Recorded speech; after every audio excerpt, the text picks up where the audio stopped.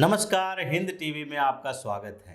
बहुत सारे नेता पाला बदलते रहते हैं, यानी राजनीति में आना जाना एक सामान्य बात मानी जाती है। कई कांग्रेस के नेता इस बीच पार्टी छोड़कर भारतीय जनता पार्टी में आए हैं, तो कई दूसरे नेताओं ने भी अलग अलग राज्यों में पार्टियां बदली हैं। लेकिन पार्टी बदलने की उस स्थिति के बारे में सोचना चाहिए जब एक नेता पार्टी बदलकर दूसरे में जाता है तो बेहतर अपॉर्चुनिटी के लिए जाता है। लेकिन यहां दो तरह की दिशा और दशा देखने को मिलती है। एक तरफ जहां कांग्रेस के नेता जब भारतीय जनता पार्टी में शामिल होते हैं तो उनके लिए बेहतरीन मौके मिलते हैं, जबकि जब जब भारतीय जनता पार्टी के कुछ नेताओं ने पार्टी का साथ छोड़ा है, उनकी स्थिति बेहद ही कमजोर हो गई है। लगभग वो दर दर भटकते नजर आ रहे हैं और अब तक सियासत में अपनी पहचान बनाए रखने के लिए भी मोहताज हो गए हैं। भाजपा के कई नेताओं ने उनका साथ छोड़ा है और भी आज से नहीं है, बल्कि दशकों पुराना मामला है। आज की स्थिति तो अलग है, लेकिन पहले भी जिन नेताओं ने भाजपा का साथ छोड़ा उनकी दुर्दशा हुई। बात कर रहे हैं गुजरात से शुरू करते हैं। जब शंकर सिंह वाघेला ने मुख्यमंत्री बने रहने के लिए भारतीय जनता पार्टी का साथ छोड़ा था, शंकर सिंह वाघेला भारतीय जनता पार्टी के साथ छोड़ के अपनी पार्टी भी बनाई और एक साल के लिए किसी तरह से कांग्रेस के साथ गठबंधन करके सीएम भी बने।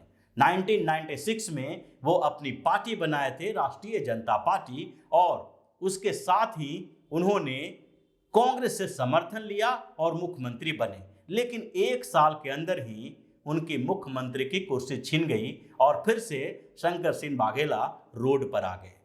उसके बाद भी उन्होंने अपनी राजनीतिक पहचान बनाए रखने के लिए कई कोशिशें की। फिर वो कांग्रेस में भी शामिल हुए, अपनी पार्टी को कांग्रेस में विलय कर लिया। उसके बाद भी वो गुजरात में अपनी वैसी पहचान नहीं बना पाए जिस तरह की पहचान उन्हें भारतीय जनता पार्टी के साथ मिली हुई थी।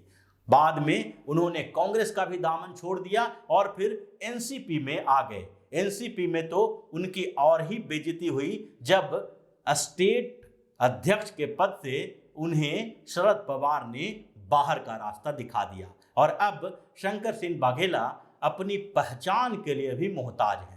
ऐसे सिर्फ शंकर सिंह वाघेला ही नहीं है, बल्कि कई और बड़े नेताओं की बात कर सकते हैं जिन्होंने भाजपा को छोड़कर पछताने के अलावा और कुछ नहीं पाया है। अगर बात करें बिहार की, तो बिहार के 3 बड़े नेता ऐसे हैं जो भारतीय जनता पार्टी का साथ छोड़ चुके हैं और आज उनकी स्थिति 2 कौड़ी की रह गई है। बिहार की बात इसलिए कर रहे हैं क्योंकि उस 3 नेताओं में बिहार और झारखंड दोनों शामिल हैं। अगर बिहार की ही बात करें तो वहां के एक बड़े नेता माने जाते थे कीर्ति झा आजाद। कीर्ति झा आजाद भागवत झा आजाद के बेटे, यानी कि भागवत झा आजाद जो कभी कांग्रेस के सीएम रहा करते थे और उन्होंने कांग्रेस छोड़कर भारतीय जनता पार्टी का दामन थामा था।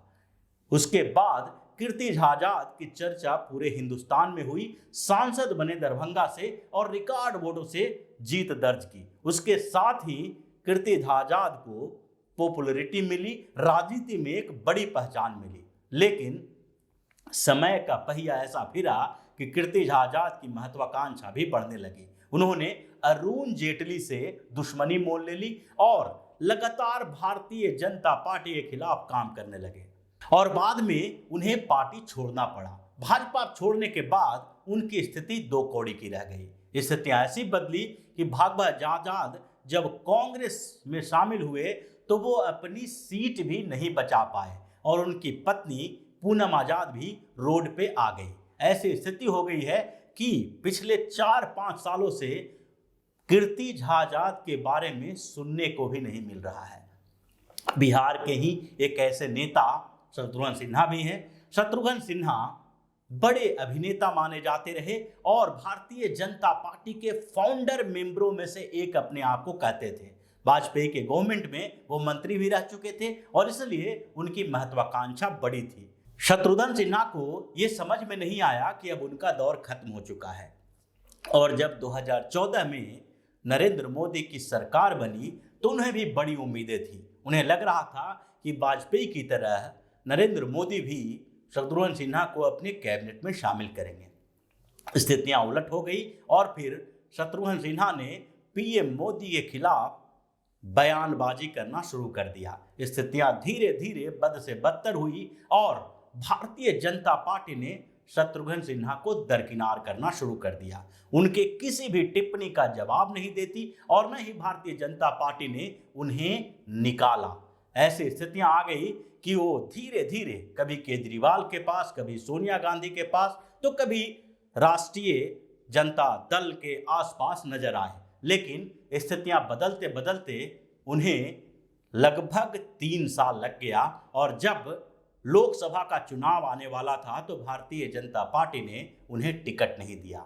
फिर वो कांग्रेस में शामिल हुए और कांग्रेस में जाकर वो अपने पुरानी सीट से ही चुनाव लड़े। उन्हें बुरी तरह से हार का सामना करना पड़ा और करीब 3 लाख वोटों से उनकी हार हुई। उसके बाद वो खामोश हो गए और कुछ समय तक पीएम मोदी के खिलाफ बोलने से परहेज कर लिया, क्योंकि इतनी बेइज्जती के बाद उन्हें ये समझ में नहीं आ रहा था कि आखिरकार जिस जनता की आवाज बनने की वो कोशिश करते हैं उस जनता ने उन्हें ठुकरा दिया है, तो अब इन मुद्दों पर वो कैसे बात करें। धीरे धीरे शत्रुघ्न सिन्हा की महत्वाकांक्षा फिर बढ़ी और वो कहीं भी सियासी पटल पर अपनी उपस्थिति दर्ज करने के लिए आज ममता बनर्जी के साथ चले गए हैं। ममता बनर्जी ने उन्हें ऑफर दिया आसनसोल के लोकसभा उपचुनाव में लड़ने के लिए और अब वो चुनाव लड़ने को तैयार हो गए हैं ताकि किसी तरह लुटियंस दिल्ली में अपनी एक जगह बना सके, सियासी गलियारों तक अपनी पहुंच बना सके। कुछ ऐसी स्थिति यशवंत सिन्हा की भी रही। यशवंत सिन्हा जो उस समय बिहार झारखंड दोनों एक था, उस समय के नेता थे। बाद में उसको झारखंड का नेता उनको कहा जा सकता है, लेकिन वो भी वाजपेयी के समय में मंत्री थे और वित्त मंत्रालय संभालने के कारण जब मोदी की सरकार बनी तो उन्हें भी लग रहा था कि बड़ी जिम्मेदारी उनके कंधों पे दी जाएगी। लेकिन स्थितियां बदली और यशवंत सिन्हा को भी कोई बड़ी जिम्मेदारी नहीं दी गई। उसके बाद उन्होंने भारतीय जनता पार्टी के खिलाफ मोर्चा खोल दिया। कई जगहों से वो घूमते फिरते आज भी टीएमसी में बने हुए हैं, लेकिन आजकल ऐसी स्थिति हो गई है कि यशवंत सिन्हा को सियासत में अपनी पहचान बनाने के लिए भी संघर्ष करना पड़ रहा है। तो ऐसे कितने नेता हुए जो भारतीय जनता पार्टी का साथ छोड़ चुके हैं और दर दर की ठोकरें खा रहे हैं। अभी अगर तत्काल परिस्थितियों की बात करें तो ऐसे ही एक बड़े नेता नवजोत सिंह सिद्धू भी हैं। नवजोत सिंह सिद्धू की भी महत्वाकांक्षा उसी तरह बढ़ी हुई थी जिस तरह शत्रुघ्न सिन्हा, कीर्तिझा आजाद, शंकर सिंह वाघेला या यशवंत सिन्हा की थी। उन्हें लग रहा था कि पंजाब की सियासत में उनके लिए एक बड़ी भूमिका इंतजार कर रही है और इसलिए भारतीय जनता पार्टी ने जब उन्हें अमृतसर से उम्मीदवार नहीं बनाया तो वो गुस्सा हो गए। हालांकि भाजपा ने उम्मीदवार न बनाने के बावजूद उन्हें राज्यसभा भेजा, लेकिन पंजाब की सियासत में जमीन तलाश करने के लिए सिद्धू ने भाजपा छोड़ दी और कांग्रेस में चले गए। कांग्रेस में आज उनकी स्थिति 2 कौड़ी की हो गई है। न पंजाब के सियासत में उनके लिए जगह है और न ही अब केंद्र में उनके लिए जगह है। जो CWC की बैठक हुई थी उसमें भी कांग्रेस के कई नेताओं ने सवाल उठाया कि पार्टी की सबसे बड़ी भूल यही रही कि पंजाब में किसी बाहर से आए हुए नेता को प्रदेश अध्यक्ष की जिम्मेदारी दे दी गई। और आगे भी इस रणनीति पर ध्यान दिया जाना चाहिए कि जब कोई नेता दूसरे पार्टी को छोड़कर कांग्रेस में आए तो तत्काल ही उसे किसी प्रदेश के कमान न सौंपी जाए और कोई बड़ी भूमिका न दी जाए। अब सिद्धू की स्थिति यह है कि उनके हाथों से पंजाब के अध्यक्ष का पद जाने वाला है और अब कहीं के वो रहने वाले नहीं हैं। स्थितियों को देखने के बाद ऐसा लगता है कि जिस तरह भारतीय जनता पार्टी के साथ छोड़ने वाले सारे नेताओं की स्थिति आज बहुत ही खराब हो गई है, वैसे स्थिति में अगर अगले कुछ और साल का इंतजार भी करें तो ये दिखाई पड़ेगा कि जिन लोगों ने भाजपा का साथ छोड़ा उनके साथ दुर्गति ही हुई, क्योंकि भाजपा और कांग्रेस के पूरे स्ट्रक्चर में एक बड़ा अंतर है।